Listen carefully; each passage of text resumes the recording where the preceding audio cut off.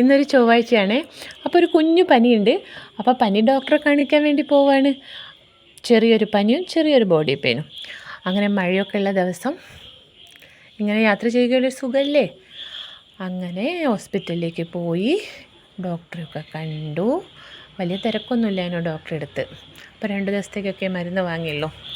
അങ്ങനെ മരുന്ന് വാങ്ങിയിട്ട് തിരിച്ചു വരുന്ന വഴി ബേക്കറിയിൽ ഹോട്ട് ആൻഡ് കൂൾ ബേക്കറിയിൽ കയറി ഒരു ചായ എല്ലാം കുടിച്ച് കുറച്ച് ബേക്കറി എല്ലാം വാങ്ങി വീട്ടിലേക്ക് വന്നു. വീട്ടിലേക്ക് വരുന്ന വഴി കുറച്ച് ചിക്കൻ വാങ്ങി.